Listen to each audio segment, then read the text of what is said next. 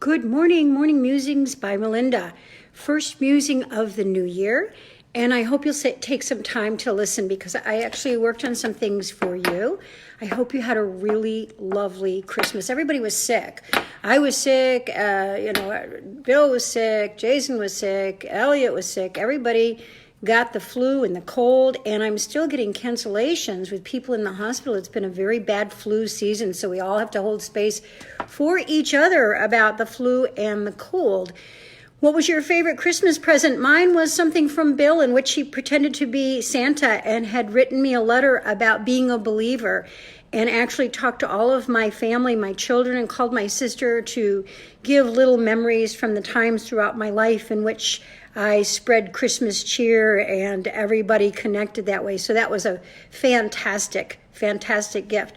And we've already started our dream board. I hope you're going to be doing that, where you're putting up what you want to manifest for the new year. And we've already started our gratitude jar, where we write what we're grateful for every day and put it in the jar so that it makes for manifestation. I wanted to talk to you about what's going on in the new year. 2020 is a big deal. And right now, Australia is ravished with fire. The Middle East is completely fired up. In Kenya, militants have fired on and killed Americans. Venezuela has fired and burned democracy to its core, so dictatorship takes over.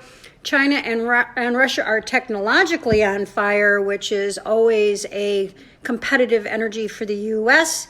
And here in the U.S., we continue to fire insults at each other like we have the time to do it.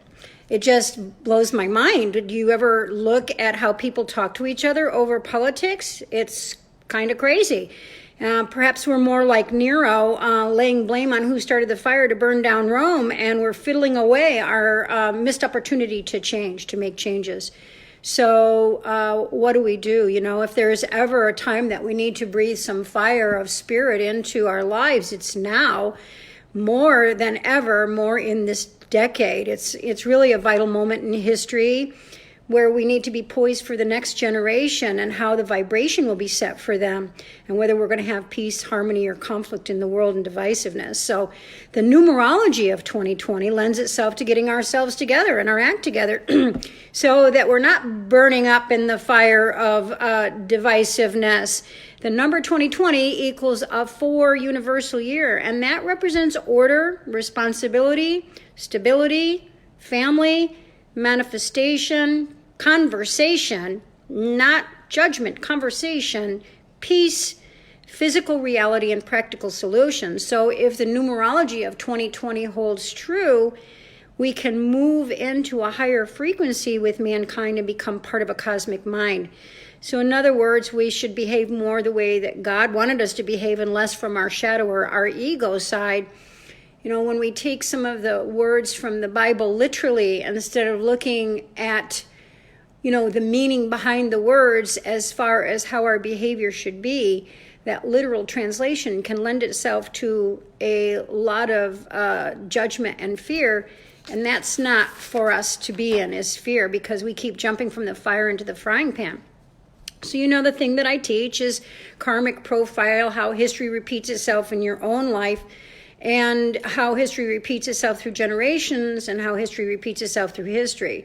So when we look at things from the 1920s, I find it very interesting, because in the 1920s, during the passing of the 18th Amendment, Congress got drunk in celebration as they toasted for the 18th Amendment. So I guess Congress is still kind of doing something where they're doing as we say and not as we do.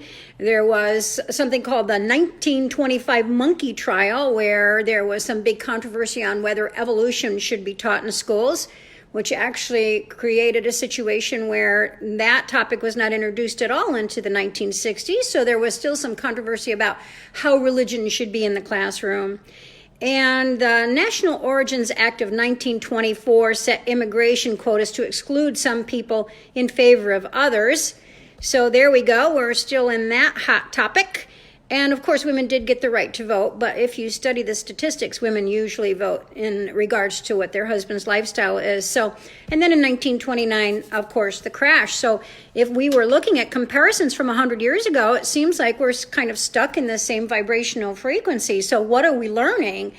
What does it take to allow our souls to grow and evolve from this endless cycle of, little to show for it? And so the truth is, in a word, we live our lives in fear. Franklin Delano Roosevelt said, the only thing to fear is fear itself. And that's what we continue to do. We continue to live our lives in fear of others, in fear and in judgment.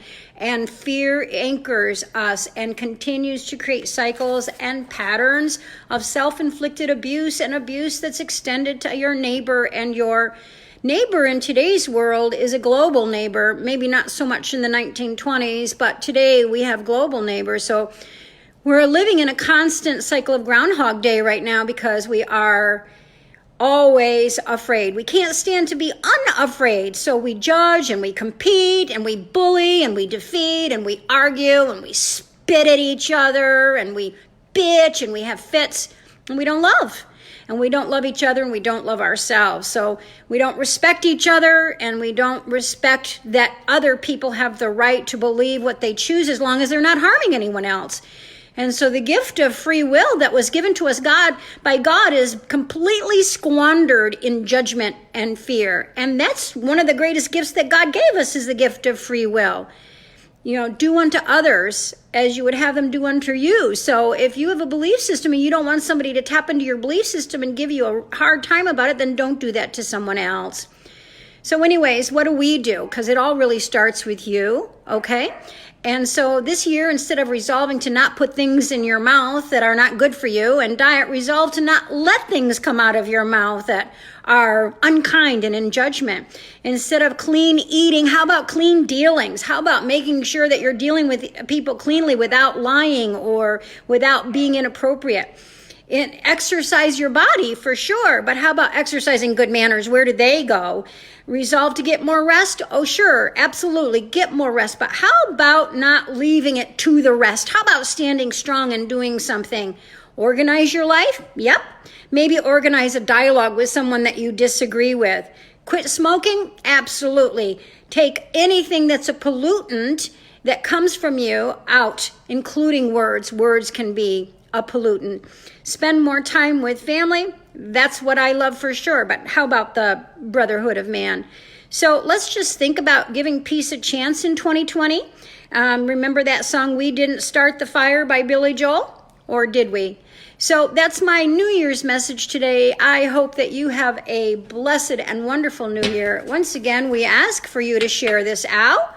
We are asking for our morning musings to be shared so that we can spread some energy about spirituality for everyday living. Please look for a newsletter coming up, which will give you some of what we're doing and where we're going this year. And if you're not part of the newsletter, please sign up for it. And as always, I appreciate you and all your thoughts and comments. And I also appreciate anything that you have as a question that you would like me to address. Have a great day.